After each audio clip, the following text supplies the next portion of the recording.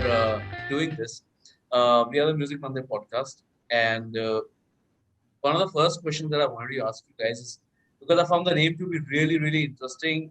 Is there any reference to the amateur geologist Brendan Carlson when you say sacred geometry? Not really. Okay, Uh, because yeah. because he runs this like really cool website called Sacred Geometry, and he does this, and that's how I sort of came to know of it. Okay. Also, like, so just tell us like the process of doing this, right? Like, do the beats come first? Do the words come first? Or like do scraps of ideas come first? Like, what happens at least with regards to this EP? Okay. So what we are currently doing is like we come from two different schools of thought basically. So I'm more into producing and synthesis of sounds and stuff of that sort. I make ambient soundscapes and a few sounds and stuff, and he's really into sampling and beats and stuff of that sort. Okay. Okay, Yeah, and what we usually do is like all these songs that came up, like most of these songs had a very different approach to them. Like mostly it would be just a melody, and then that would, uh, get some beats out of it. So basically, I would make a melody or something of that sort, or maybe record some Right. vocals and stuff, and send it over to him. Very basic composition, and send it over to him. And once he samples them and flips them over again and again, that is when something else comes out of it, and then we take that as a scratch again, and then start working on it. So that's it's just a yeah, that's learning pretty cool. process. Did you like so from what we know about you guys go back a long time, if I'm not mistaken, right? Yeah, yeah. And was this always a process? Because I know for a fact that like sampling in general is not that easy a thing, right? So did you guys start out as singer songwriters and then went into like the whole electronic thing, or was it always like this that it's sampling and a bit of synthesis and just sort of putting those things together? So it's both of them hand to hand, I suppose. Like we bounce our files and we just upload it on the drive. He takes parts of it which thing he thinks like will be cool if it's sampled and stuff.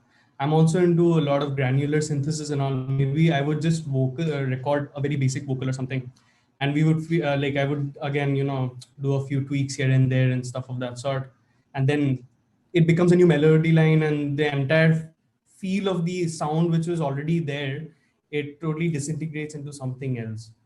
So yeah, I mean that is how we usually do it basically. I mean that's the process till now. What's going on presently? And Yeah. uh, if I'm not mistaken, this is, you mentioned the influence of architecture. Yeah. So that is how we guys met. We were in the same Okay, architecture college, Okay. School of Architecture, okay. Are and you yeah. now go on? Sorry. Please go on. Yeah, please go on. Please go on. We are architects. Like, we are licensed architects and stuff. I Are believe we you aware of the music of Iannis Yanakis by any chance? Like the architect who sort of went about creating melodies based on the structures that he was building. Uh, Okay, I have heard about Ian Xenakis, and also we were pretty influenced by Pink Floyd. So basically, they oh, were all lovely. Oh, kind of, yeah. Of yeah. course. So we used to vibe to all these kind of songs. I was mostly into what do you call it, psychedelic rock and stuff in college. I was Right. not much, electronic, and but he used to perform from a long time. like I used to listen to some of the progressive house kind of stuff Right. when I was in first and second year. Then I switched to like little ambient electronic, and Right. and later in fourth year maybe, yeah, in fourth year I switched to hip hop. So like you can obviously hear that influence in that. There's Yeah, a for Uh, sure. yeah. I had a question with respect to like the EP. So like the four tracks, I might be a little biased, but I really enjoyed the last two tracks, which had, like vocal textures. I was just curious, did you guys do the vocals yourself, or was there someone else who kind of jumped on This the was track? It was great, man. Like, which one of y'all was singing? Is it both of y'all? No, I sing. Dude, that was really good. I mean, I was kind of like digging it. You have a good voice, man. Maybe Thanks, the future tracks have more vocals. It was interesting because when I first started listening to it, like from my personal opinion, like the first track was, it was long and like relaxing. And sometimes some people as a listener, I believe like today patience is almost like to zero. So there are a lot of people who don't have the patience to finish the whole track. So I was in two minds of like, oh, are the other tracks going to be the same? Is it going to be different? And I was like, I was super excited when it came to like the third and fourth track. So like good job on that, man. It was good. Thanks. Dude, I was listening to those songs last night. It's actually the last songs that you're talking about. I was in an altered state of consciousness, and I obviously was like enjoying it a bit too much. I think it's one of the things with the ambient music, and no wonder your influences are Pink Floyd and so on and so forth. Which also leads me to another question, like with respect to sampling and like the other genres of electronic that you incorporate. Who are your other influences? Sorry, who are our influences? Other influences, like with respect to sampling, with respect to just other textures of electronic, right? There's ambient, there's ID, and there's whatnot, right? Who There's are the hip other hop guys as that well, right? There's hip hop yeah, as well. yeah. So if we talk about sampling specifically, we are still like very much influenced by Daft Punk and Kanye. And All of I it. don't know if you have heard of Burial. He's also a Oh, very Burial. No, no, I haven't. I haven't. Like he's an underground artist, but and his techniques now they're very unconventional. Like you won't be able to figure out like where this sample is from, and like even if you know what that sample is, you won't be able to figure out like what process he did to that. And yeah, that's And there. Right. we're Uh, all into Lifafa as well. I Yeah. mean, oh we yeah. both. Sure. Mhm. Yeah. So he does a lot of crazy stuff of that sort. Lifafa, Brian Eno for that matter, like he's the god of ambient music. So I Right. have been influenced by his works and stuff. So I just wanted to probably get a little more insight into sampling as like a skill, because I always, for the longest time thought, okay, sampling is you take an existing snippet of something and then you use it in your track. But with uh, you know with how the world works today, with like issues of copyright or with issues of, I mean, there are automatic algorithms that just flag off your music now, if it's able to catch something from another song. How does that exactly work? Like, is my understanding of sampling correct, or is there more to sampling than just, picking up an existing track and putting it in your music and then saying, okay, I am a sampler? Like what are the nuances that get into something like sampling and then also making original music at the same time?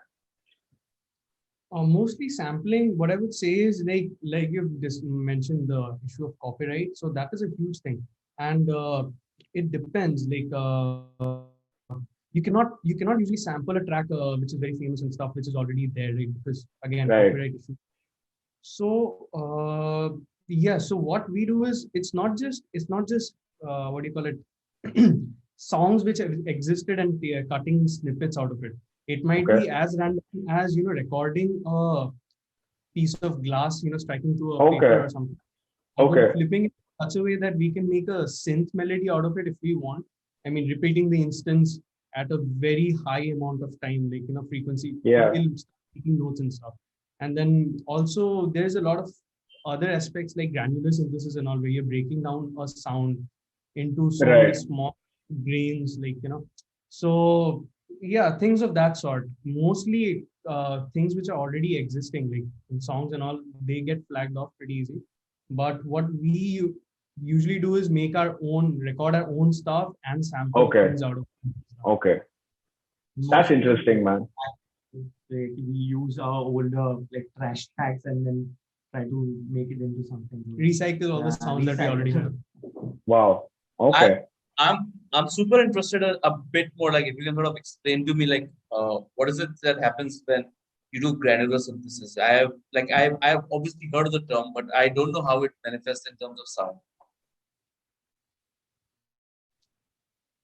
I don't brag. I'm not trying to Yeah. sort of So corner you with a technical question or anything. I'm just very curious about it.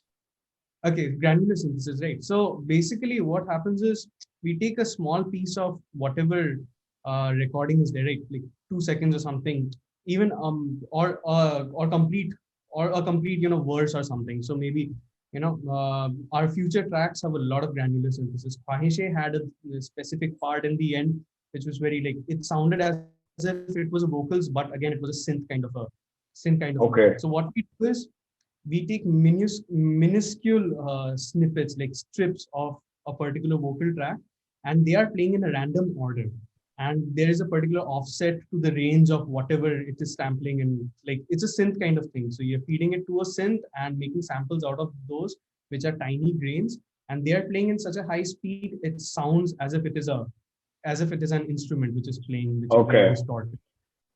And you can make chords out of them, you can make melody line out of them, and that would be ideally the instrument. The inherent waveform would be a vocal or maybe drums or anything for that matter. Maybe you're just speaking or fart sounds, anything, man. It will still sound beautiful, sculpted.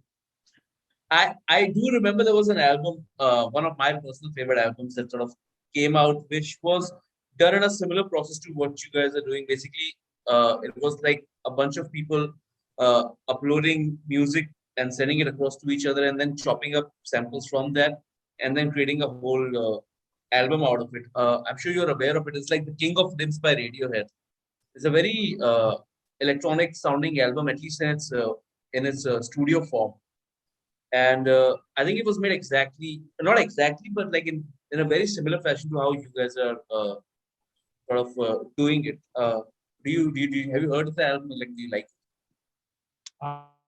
We've heard this thing. Not like we haven't sat down and heard the entire album, but I definitely have parts of the song. Uh, So, so speaking of the various techniques that you use in making music, is it completely digital, like or is there aspects of instrumentation that you'll also do? Do y'all play instruments as well, and then record it? Do you use analog equipment, if any? A little like glimpse into like how you guys work in terms of recording or putting together songs. Yeah, so we have like I recorded over guitars and stuff. So most of the guitar sounds and Okay. all are not even. It's not even understandable because we've again granularized it and make it made it Right. into something thing that it's not even identifiable anymore. But a few of these elements that we need, like all the organic elements that we feel, are all taken in from our this thing. So like we record our vocals or maybe harmonies and stuff, make it onto Right. different instruments, and then like the initial process of anything, most of our sounds is always analog. It's mostly guitar inputs and Right. vocal inputs, but then it goes through so many processes, like it's not identifiable independently anymore. That's that's pretty cool, because I think that's a very it's a very uncommon process of making music, I would assume. Like, I think generally, most like groups or bands would plug in their instruments and just record, whereas you guys take this approach of, okay, maybe recording like the raw tracks but then completely transforming them into different soundscapes or landscapes. That's interesting, man. We've Also, been another follow up. Yeah, go on. I'm sorry to cut like, you. no, like we've been trying to do this for some time now, and we just got into the flow of it. So like we're working on a few tracks. Like there are a few tracks coming up also with a lot of classical influences, but also Right. having a very get down tempo kind of a feel. So it has the same approach but more refined sounds. Even For so, sure, man. Looking forward to that. Are you and guys well, like, is it easy for you to sort of take this approach and perform live? Uh, yeah, so we haven't performed live as such yet. We are mostly into producing, but Okay. we are initially we are organizing our tracks and making live sets out of them, and we're trying to get Right. into live scene as well. One of the interesting things that I saw with a lot of guys, for example, who had at least, if not the same, but a similar approach to what you guys do. Right? For example, a popular one would be somebody like a Massive Attack, right? Two or three producers sitting in the studio, sampling a lot of stuff, putting their album together. And when they went live, they basically went with a whole ensemble of musicians, right? I mean, if they were playing Angel or Teardrop or whatever other song, like, even the later albums, uh, like, if you had access to that, would you want to do that, or would you actually just want like the two of you to go out and uh, perform? I'm not trying to ask you like a coffee with current type of question. I'm just sort of curious to understand, like what would be your preferred way of doing it, given a chance? Uh, we would. So Pranav does a lot of DJing and stuff. Like he's been into mixing stuff. So and I have been mostly into triggering scenes and things of that sort. So rather than using all those like what do you call it, beat machines and stuff of that sort, what we would like to have is get our own scenes and our stuff in line basically, rather than so like we have a flexibility of our own track rather than making something the very live, because things tend to go out of hand. I mean, it's sometimes it just works and sometimes it just right. I have like a philosophical question there, which is like, if something going out of hand, like, isn't like that sometimes also like a very adventurous thing? I've heard like a bunch of jazz musicians say something on the lines of that the reason why they chose jazz is because they felt it was adventurous because things could just go anywhere, right? I mean, you could really go horribly wrong if you're not good at what you're doing. And the sense of adventure sort of pushes a lot of these jazz guys to take it up in first place. A lot of classical musicians end up going there. So, do you think electronic music sort of gives you that potential to, like go to that space where like things are just not under control sometimes, which is usually the essence of live performance, right? Is it something you think about? Yeah, I've thought about this, and if I'm doing it in a room alone where I can be at peace with my experimental nature of whatever I have, basically, that is when I would want to. That is when I actually like we do those kind of stuff, like just check out if what happens when the reverb is too high and the echo is too high, and maybe I put a Yeah, buffer, exactly. right? But Yeah, yeah, but then again, that experimental side, if I'm doing it live, I mean, I haven't performed live as such in front of people, but sometimes people are not that open to experimental stuff, and they might just lose the whole enthusiasm, and that would be bad. correct, Therefore, emptying out. correct. Yeah, I was just wondering how much fun it would be like to be with you guys, like, in the studio where you two are just jamming, but you're just putting things together. And as you said, right, I'm playing around with the reverb, sometimes with the compressor, doing whatnot, and me just sitting there quietly and seeing like the whole process of how it's being done. And sometimes the results can be like crazy because I think that's one of the things we sort of love about live music also. Like Jatin is like a big, big, big RNCP fan. And one of the things he keeps telling me, obviously, is like John Frusciante, the lead guitarist, almost never plays the same solo twice. So, and it's a very scary space to go into. So that's why yeah, I yeah, asked yeah. that question. Yeah, that is when most of the ideation happens, just randomly fiddling around with stuff. So that is where you get your entire set ready, basically. Yeah. And then when you have that thing ordered and structured, but it's a very great thing. Like that kind of thing is a very, like, just listening to one chord and different kinds of, just tweaking all those systems here and there for an hour or so, just 2, 3 chords, playing in loop in succession. And that gives us a lot of ideas and stuff of that sort. So yeah, but then people will get bored if I play just 3 songs for the entire duration of the set. So Yes. yeah. Well, I I had think another thought. I also think like the interesting thing, I think what Akash is leaning more towards is improvisation. I think, Uh, like having Sometimes, yeah. having having the fundamentals like laid, so like the chords, but then what you do live is basically improvisation. And I think a lot of that comes with a crazy amount of practice and knowing, like what you're doing. You can't really like just go all out doing something you've never done before. A lot of times, like in a live setup, like my understanding is like you think the guy is just doing it at that moment, but there's a lot of like practice and groundwork that actually like goes behind the scenes. So like, it looks cool, it looks awesome and everyone's having a great time. But I'm pretty sure, I think with electronic music, I think there's a little more nuance to it. As in, if you have an instrument, you can just stop, with like the whole electronic thing. Like if if you have like a loop going somewhere, and if you have a bunch of other things running, and then handling all of that, I think it's a little more tricky. I wanted to like lead on and ask you, have you guys always been in the same city, or is there collaborations happening from different cities? Or like you've always been together, like in the same room while making music? We actually started online, like I used to send him tracks exactly like he was in Bhopal. He was in Ahmedabad basically.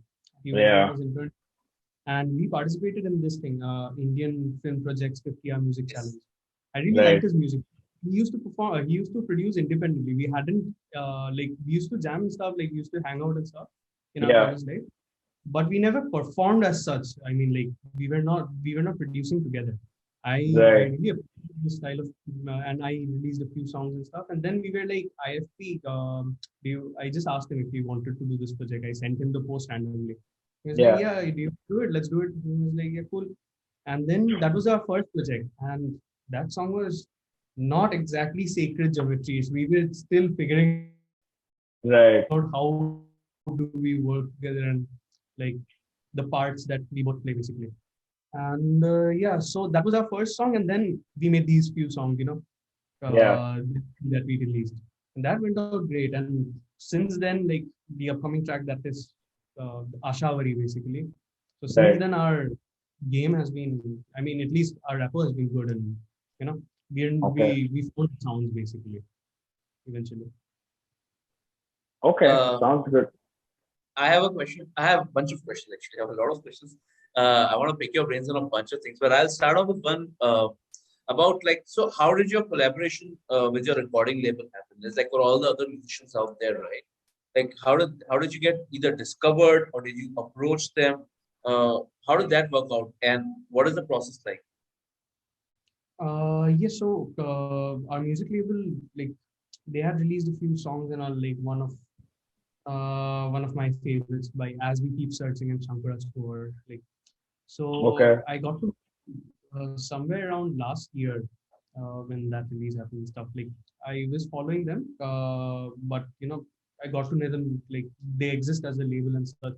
Uh, yeah, last year or something. And then once we had this entire EP ready, and this was all done remotely. Like he was in Ahmedabad or Bhopal doing his college.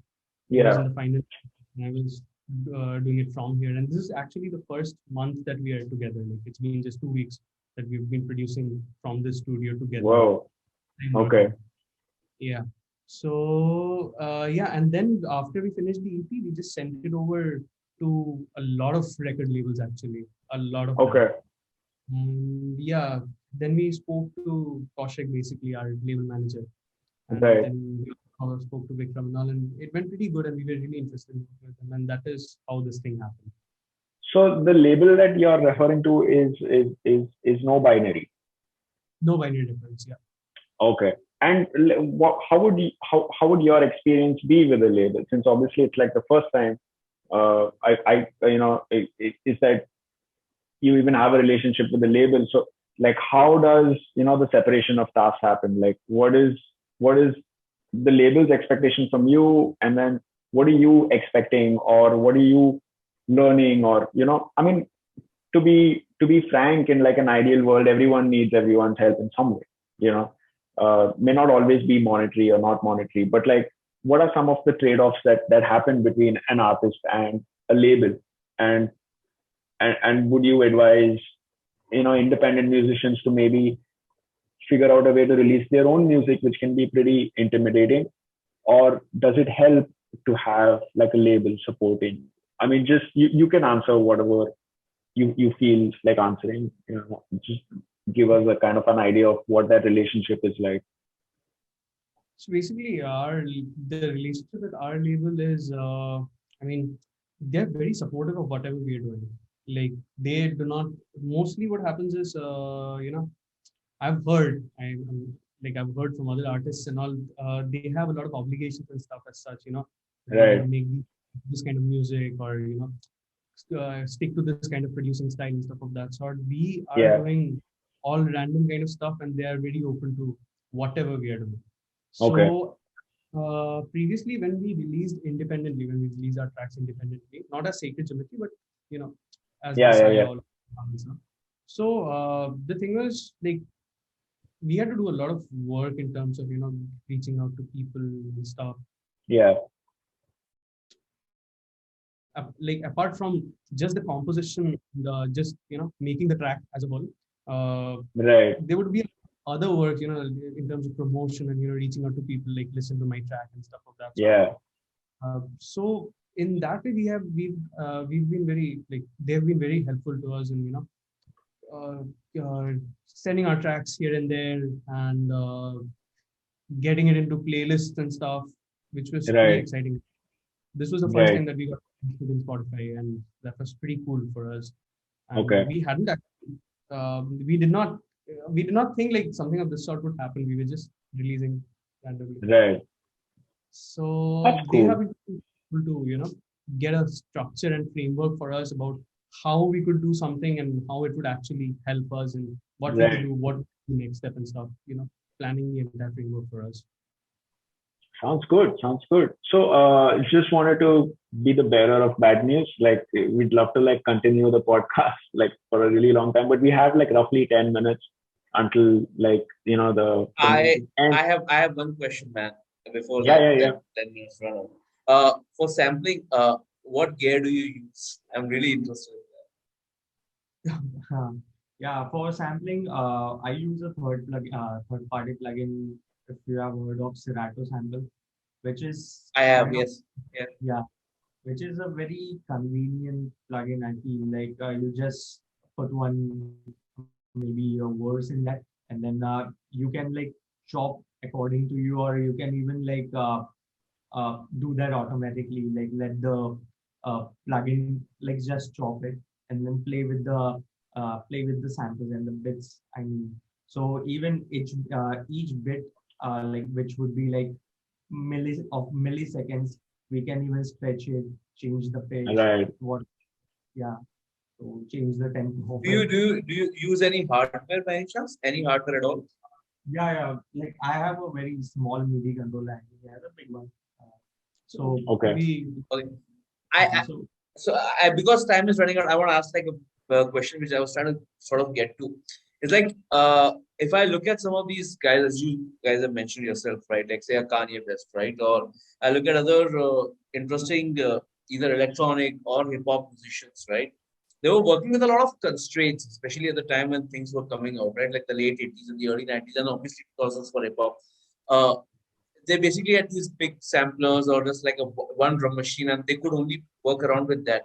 Do you think having constraints versus having like a digital setup, because the options are so many, does that limit creativity, or like are you like completely cool with whatever you have? Because Kanye West apparently still makes music on his MPC 3000, yeah, if I'm not mistaken. yeah, yeah. So, so that's why I wanted to ask, like, is that less technology more empowering, or the constraint more empowering sometimes? Yeah, so the thing is, talking about Kanye specifically, his style of sampling is different. Like if I take like few artists like Daft Punk, Kanye, and Nuja Bass, J Dilla, they are like the gods of No. sampling. Yeah. I Yeah, was So listening to them this morning. Yeah, yeah, for sure. Yeah. so yeah. like all these artists they do sampling, but each one has their like different style. I mean, so like Kanye like takes one sample and like maybe in few songs he just changed the meaning, like whatever he has a sample of it, so he just changed meaning of it, like, and it doesn't have to go with like the beat also sometimes. So like he just modulate accordingly, but I don't know And even for us, like, mhm. these kind of things, like, even though we have a lot of options and there are so many things which are there in the market, so many plugins which are available, Yeah. we tend to stick to a few Mhm. pathways which we have ourselves created, which gives us a significant, particular kind of sound, a particular kind of patch and stuff Yeah. like. Yeah. So So like if we like talk about J Dilla, Nuja Bass, they used to take samples from the vinyl and they had to like Yeah. snatch it from it. But Yeah. like we are in 2022 right now, so like there are like lot of options there. So Yeah. we like royalty free samples from a splice, and also we record our own sounds and then sample. So I feel that is a very big thing in a good way. So yeah, that is a point for us, I feel. And also talking about the machines they use. So obviously they had like constraints. So whatever they had, they made big things out of it. But I Yeah. feel, yeah, for us also it will take time, but like we have to still figure out things. It's always, and at the end of the day, it's always creativity. It's about what you Yeah. do with what you have. I feel. Yeah, it's also a learning process. I think you can't really jump from like 0 to 1. Like it takes its own sweet time. Also, like towards the end, would you like to tell us a little bit about like your upcoming tracks, or if it's a single, if it's an EP, where we can And if you're find very, you, where we can listen to and if your you're very music? into tour dates, if you're Pranav, touring, yeah.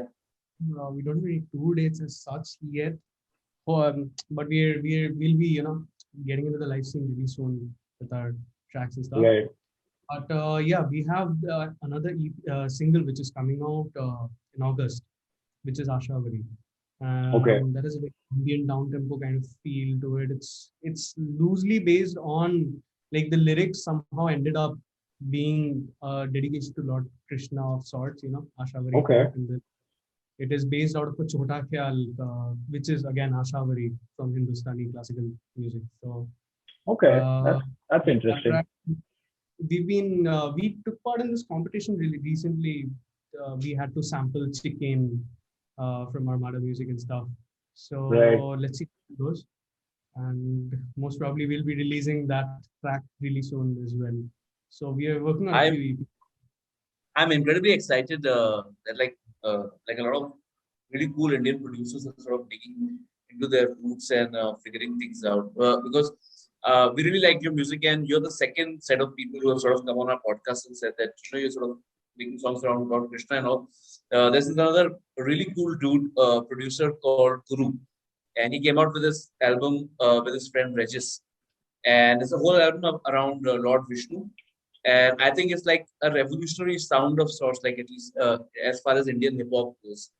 And it was so exciting to watch you guys also do something like that, and like give us like a different texture. Like, because I know Jadhav and Yeah. Travis and they're sampling jazz records and whatnot, right? But it's so cool to have you guys do other things and see what comes out. So like tremendously excited about that. Uh, yeah, man, and like I think whenever the next track drops, right? I mean, we want to sort of get you guys on again and have like a little conversation about uh, how it is and how things are now. And maybe you'll probably have like a few tour dates by then. And I want to discuss so many other things, like about a live scene in your city, about your overall perception of music scene in India, about other musicians that you really look up to, and obviously a lot more about care and stuff. But I think we'll want to do that in the next episode also. Whenever you Absolutely, guys come on. for sure, for sure. We would love that. Hey, so thanks Yeah. guys for like taking the time, and we're gonna probably post a few of these snippets like on social media, even though it's the worst. I mean, me and Akash absolutely hate social media, but it's the only way other people get to discover certain things. Like it or not, I think it's one of the easiest ways that more people will get to know a little bit about your music, a little bit about how you guys work. So we'll do that, and we're absolutely looking forward to like more music whenever that does come out. Absolutely. And yeah, so thanks a lot, and all the best for like the So, future. Akash, you gonna end with something? It's been an absolute pleasure interviewing you guys and picking your brains. Really, it's a lot of fun. I get to ask those questions, and it's like I'm in like a kid in the candy shop, and I'm just asking all these questions which I'm interested about.